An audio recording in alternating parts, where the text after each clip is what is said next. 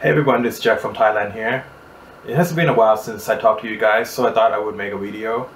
And in this video, I want to talk to you guys about the reasons why Thailand cannot progress forward like other countries, such as the United States, China, and Japan, for example.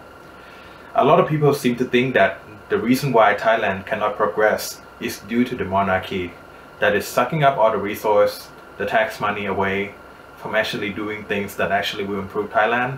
The actual reason is not related to the monarchy at all. The actual reason why Thailand is not progressing forward like other developed countries is because of money and how Thai people spend money here. So in this video, I want to go into why Thailand is not progressing forward. Reason number one, risk-averse investors. So if you go to the Forbes Thailand 50 richest list, you will see the Jiravanon brothers, and they are the founder of CP, which is the biggest food production company in Thailand.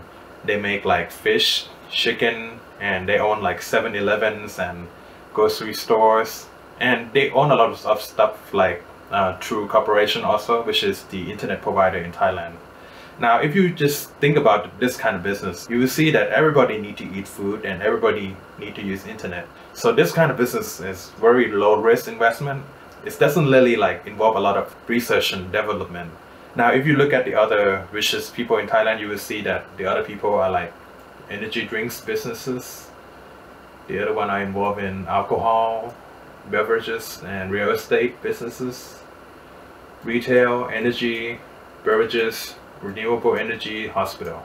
I mean, if you look at all these people, they are involved in basic kind of businesses that almost everybody need to use. Like people need to go shopping in the retail industry. People use energy drink all the time. People drinking beers. People need to buy a house. I mean, they're just basic businesses. But if you compare this list to the richest people in the United States, for example, you will see that they are very, very different. So if you look at the list here, you will see that Jeff Bezos is the richest person in the United States right now. And obviously e-commerce that he founded ended up to be one of the biggest company in the world. That's Amazon. And right now it's more than just an e-commerce. They also do like cloud application hosting. And they also develop their own technologies like Alexa devices and other stuff like that. And you have to remember that at one point, Amazon was the product of the dot-com bubble. And after the bubble ends, the Amazon stock price was down a lot. And they kept working on it, and then it became a successful company in the end. But there were also a lot of companies like Amazon who didn't survive after the dot-com bubble crashed. And as you can see, the reward actually paid off, and it allowed the e-commerce giant to be also a tech company as well. And if you look at the other people in this rich list right here, you will also see that they are all involved in some kind of technologies, with a few exceptions, of course. So if you look at Bill Gates, for example, he's the founder of Microsoft, Mark Zuckerberg, Facebook. Warren Buffett is probably one of the few guys here who's not involved in technology. Larry Ellison from Oracle. Steve Ballmer used to be a CEO of Microsoft. Elon Musk, Tesla and SpaceX. Larry Page from Google. Sergey Brin, Google. Most of the majority of the rich people in the United States are involved in tech company.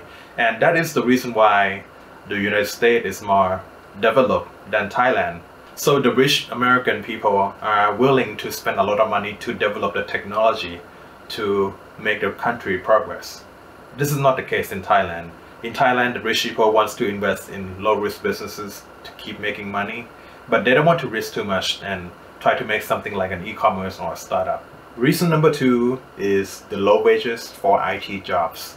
So if you look at the highest paying jobs in Thailand, for example, right here, you will see that the people who make the most amount of money in Thailand are the executive, the legal, the education and research, the human resources, logistics and marketing.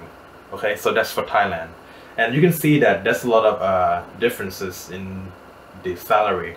So for example, if you look at the executive people, they make like the double of the marketing people, right? This is the data from this website here. But with the data from the same website and I switch to the United States, you will see that the wages are pretty similar, like the average salary are pretty similar. So you will see that the highest paying job is financial services, the executive, the lawyers, and you will find that the IT and software development is somewhere actually in the top of the average salary in the US. Now that is not the case in Thailand. So in Thailand, there's no IT and software development in the top salary here. So what that means is that companies are not willing to put in a lot of money to hire the best programmer in Thailand, but they're willing to spend a lot of money to hire like lawyers, human resources people, logistic and operation and marketing people. If you compare this to the US is willing to spend more money to have good programmers, to have good software engineers to develop better technologies for the companies. And this is the reason why the United States progress faster than Thailand. Reason number 3, colonialism. So colonialism means when you want to give a job or give a contract to someone, instead of giving it to the person who is qualified to do that job, you give it to the person who is your friend or your relative. In Thailand, there's a lot of smart people here who wants to do their job, who wants to make their country progress forward. But when they try to do it, they're not rewarded for their effort. People who try to actually do a good job in Thailand, they never progress anywhere. And they ended up moving outside of Thailand to actually get better paid and be rewarded properly for their effort. And this is why Thailand is not progressing. The people who stay in businesses are usually incompetent. This is especially true for the government job. It's about who you know, not what you know. Reason number 4, no rule of law. So in Thailand, if you know the right person, if you have enough money, the law doesn't apply to you. You can kill a person and get away with it. You can start an illegal businesses like a brothel, gambling houses, and you can sell drugs and get away with it. If you listen to the recent news about the police interrogation that killed a drug trafficking suspect, you can kind of tell that the police are involved in illegal businesses themselves. And that's because they don't respect the law. The lack of law enforcement in Thailand is allowing illegal businesses to be conducted. These kind of businesses are making a lot of money, and it's actually pooling the money that could be used to actually doing good things to make Thailand progress. To add a personal experience for this, when I tried to buy a condo here in Thailand a few years ago, so I made a reservation to buy a condo. So I paid about $8,000 to reserve this condo. But since last year there was a COVID outbreak, I wasn't sure if I could pay it off with the uncertainty of the job market. So I canceled the condo. So what they do is they actually took like 40% of the money that I paid and only give me back 60% of the money. I actually went and read the law, and the law basically say that when a person is buying a condo or selling a condo, the contract has to be the one that's made by the government contract in a template so that it's fair for both parties. But what actually happened is that when I bought the condo, the legal department of that condo, they add a bunch of clauses, and one of the clauses that they add to the contract that is not in the government template, it said that if I choose to cancel the condo, they can keep all the money that I paid. And this clause is not in the government contract. And the law also said that if the contract that is used to buy or sell the condo is not the same as the template made by the government official, the clauses that are made not in the benefit of the buyer is not enforceable. But guess what? When I tried to report this to the police, I tried to report this to the Consumer Protection Board in Thailand, they don't do anything. So nobody helped me with that. This is the reason why Thailand cannot progress also, is because the law don't mean anything in Thailand. Since this incident, I'm not going to invest any more money in Thailand because I don't know what the laws are. I don't know what the law that is being written going to be enforced or not. Number 5. Strong consumer culture. So if you ever come to Thailand, you will see all kind of advertisement here in Thailand, and in those advertisements you will notice that they have some kind of celebrities endorsing all kind of products like beauty products, cell phone, all kind of stuff that people don't need. I know a guy who is just graduated from college here, and he make like 25,000 baht a month, save up some of his money for a year in order to buy an iPhone. But in contrast, I have a coworker who I used to work with in the US, I think he made about $200,000 a year as a software engineer. He used an Android phone that looks really old. And this is the difference between Thai people and American people. Like in Thailand, people are willing to spend a lot of money on things that they don't need. But in the United States, people don't really care about that. People just use whatever they think is adequate for the function that they need it for. Like for example, a phone that's like 4 years old today probably still can do 90% of all the things that a new phone today can do. In order for a country to progress, the people need to save money and invest in companies that make the technological progress.